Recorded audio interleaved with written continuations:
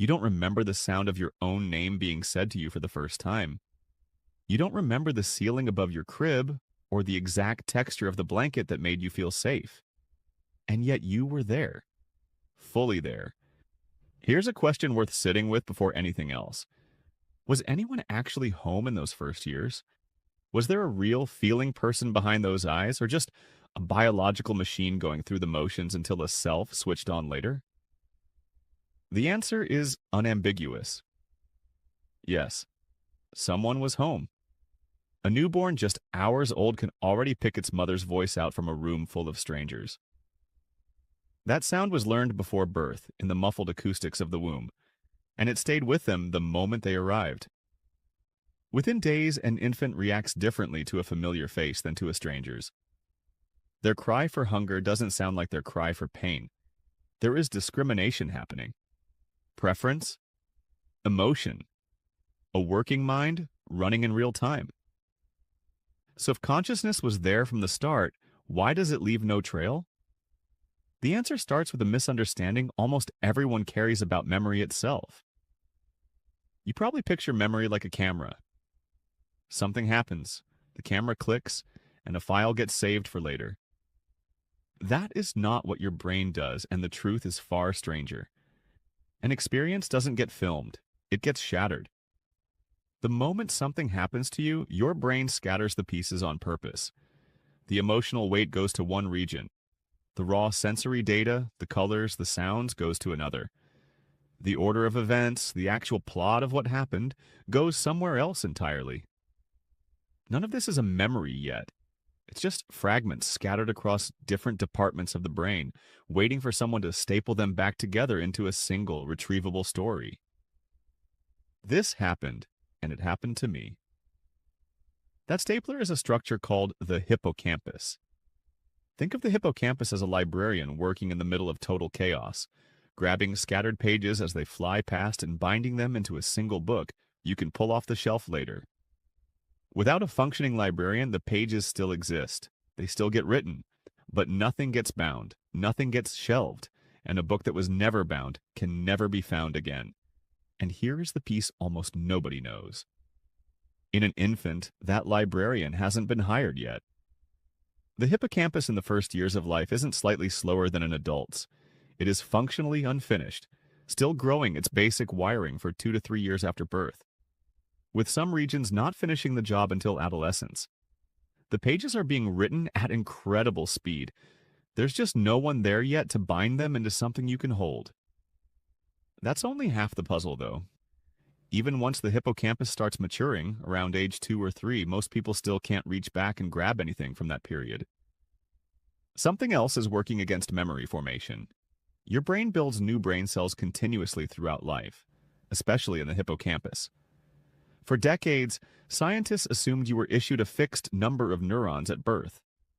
That turned out to be flatly wrong, and nowhere more wrong than in early childhood. In the first years of life, your hippocampus produces new neurons at a rate it will never again reach. And every single one of those new cells has to wire itself into the existing network, shoving its way in among cells that were already there. Picture a city where a construction crew is adding entire new districts every single week, rerouting roads, tearing up intersections, rebuilding the map faster than anyone could ever redraw it. Any address you tried to memorize last month might not even exist in the same place today. That's your infant hippocampus. It isn't failing to store your first years, it's rebuilding its own road system so aggressively that nothing can stay parked in the same spot long enough to be found again later. Here is where it gets genuinely strange, though, and where new research changes the entire meaning of infantile amnesia. Scientists studying infant mice made a discovery that flips the whole story on its head. Young mice, just like young humans, rapidly forget experiences that adult mice would remember for life. Standard interpretation for decades, the memory was never properly saved in the first place. But researchers used a technique called optogenetics, essentially switching on the exact brain cells that were active during the original experience, using light to test something nobody had tested before. When they reactivated those specific cells in young mice who had forgotten a frightening experience, the fear response came flooding back. The memory wasn't gone, it was locked. The information had been written down after all, in that flurry of construction. What had failed wasn't the writing, it was the retrieval. This reframes everything you thought you knew going in. Infantile amnesia may not be a storage failure at all. It may be a retrieval failure, an address book so heavily under renovation that the memories are still sitting somewhere in the city, just impossible to locate with the tools you currently have. Your first years may not be empty rooms, they may be locked rooms. There's a third piece to this puzzle, and it's stranger than a hippocampus that isn't ready or neurons that won't sit still. It's language. At first, this sounds too obvious to be interesting. Babies can't talk, so of course they can't form memories they'd later describe in words. But the connection runs far deeper than vocabulary. Think about what happens when you remember something. You don't just access a file, you tell yourself a story.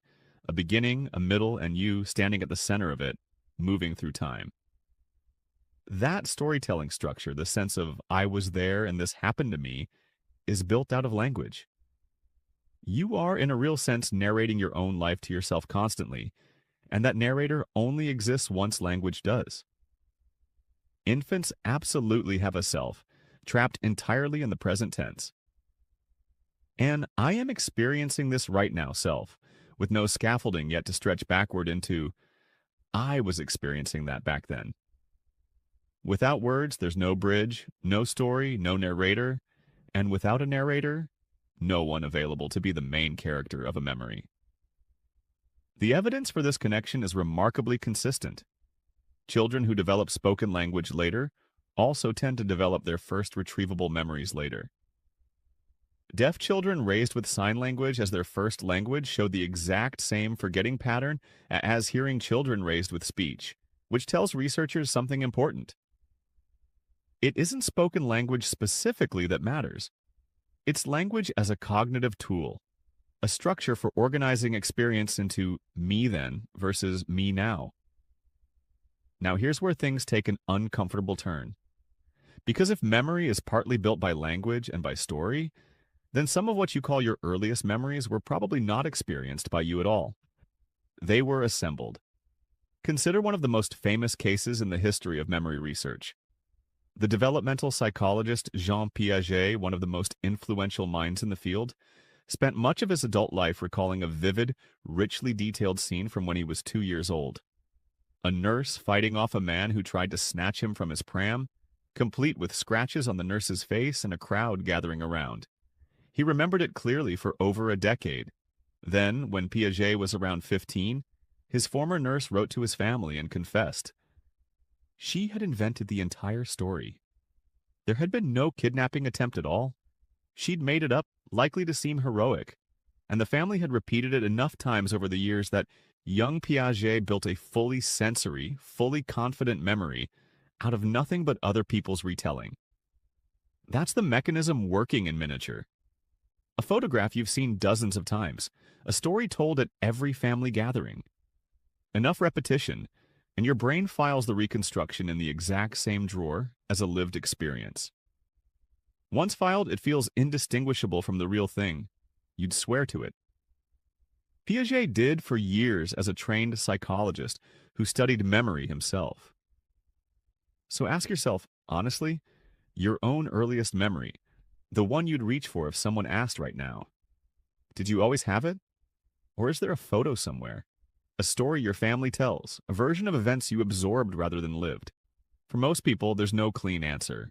And that uncertainty is worth sitting with because it means your earliest sense of self is, at least partly, a story other people told you about yourself, one you eventually mistook for your own.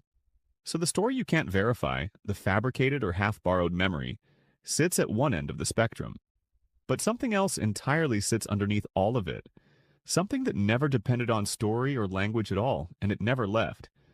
It's called implicit memory, and it's the part of you that survived the years you can't recall.